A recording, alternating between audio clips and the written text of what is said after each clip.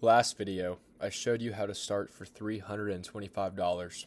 This one is the plan to get your first 10 paying clients in 30 days.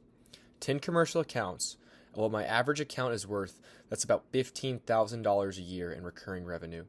From 1 month of walking into doors, here's the exact plan. Here's why 10 is the number. My average account is about $1,480 a year. 10 of those is roughly 15 grand a year, and it's recurring, so it shows up again next year whether you knock another door or not.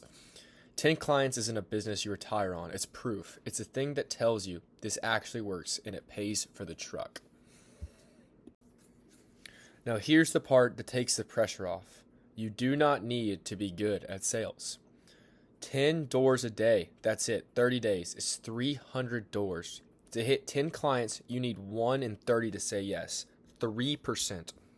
3%. If you're bad at this and you still knock on 300 doors, you win. The only way to lose is to not knock.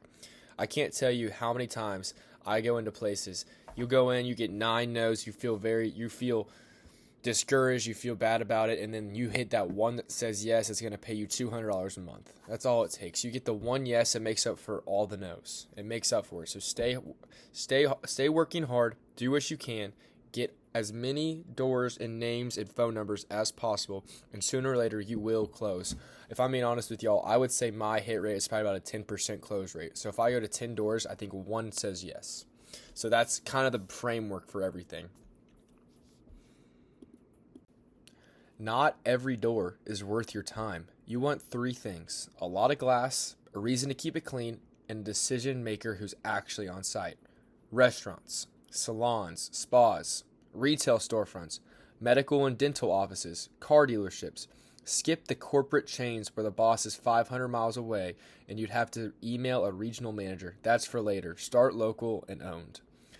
What kind of business said yes to you fastest when you started? Lead with that.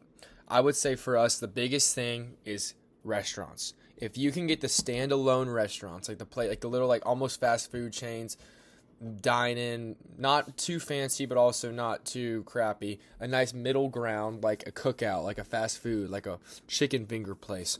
The standalone places where there's a manager on site where they can make decisions for that is the best. Places like Texas Roadhouse, Buffalo Wild Wings, where they have a manager who is able to make that decision, that is your best bet. Go to places like that. Here's the move most people miss. Don't scatter. When you land one client, knock on the 2 businesses right next to it the same day. 10 clients spread across the city is a nightmare driving. 10 clients on the same 3 streets is a route. You clean them all in one morning. That's how one Chipotle became 14 for me. Density is everything. When you also already have a client in the area, you have rapport. You have credibility. You can go to places next to them and offer discounts saying, we already cleaned the windows next to you, let us clean y'all's as well. It makes them think we have to be just as good as one of our competitors or one of the places next to us to keep our windows looking good just like theirs are too. Here's the whole month. Week 1, build your list and start walking. 10 doors a day. Get comfortable being told no. Week 2, pure volume.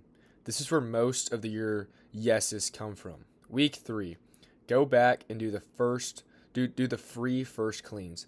Let the glass sell. Week 4, lock every happy client into a recurring schedule and stack the route. By day 30, you don't have 10 cleans, you have 10 accounts. The offer that gets the door open: a discounted or free first clean, no commitment, removes all their risk. Then the close that gets you paid forever. You don't ask if they want you back. You tell them, great, we'll plan to see you in 2 weeks. Put a card on file so it's automatic. Don't give them an option. Most of them, they just say, sounds good. The best way to do that is after you finish that first free clean, whatever it may be, ask them for a card on file, ask them for whatever payment's going to be best for them. Be like, all right, we'll see you guys in 2 weeks. And more likely than not, they're going to be happy to do that or ready to do that. Maybe they say a month, and a month's great too. But then if it's a month, you increase the price, right? So if you were going to charge $60 biweekly, charge $90 to come once a month. Again, it's $30 less than if you were doing it biweekly, but still, your margins are going to be higher even though it's 1 month's clean. So when you get to a point where you're hiring somebody, you can pay them $20 to go clean the $90 place. That's still $70 in profit. It makes sense overall. So yes, your margins are probably going to stay around, are going to be higher if you do it over once a month rather than biweekly, but you will be getting less revenue. Here's what nobody tells you. Most people don't say yes the first time. They say, not right now. That is not a no. That is a follow-up. Or sometimes even say, let me talk to a manager. We'll take your card. We'll talk to our boss. We'll email corporate. We'll see what can happen. Write down every maybe and every comeback later. Weeks 3 and 4, you go back. Hey, I was in the area. Still want to try that first clean?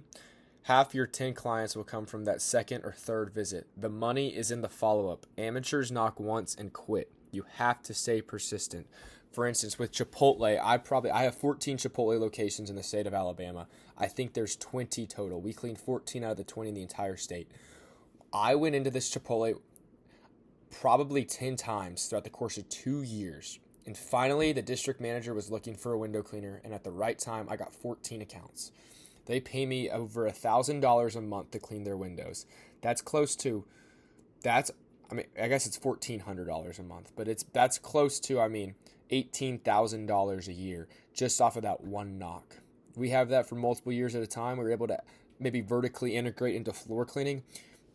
You're looking at $100,000 worth of revenue, your value in the client, your additional revenue with other services you can offer. There's a lot you can do with just staying persistent, and a lot of good opportunity comes with things like that.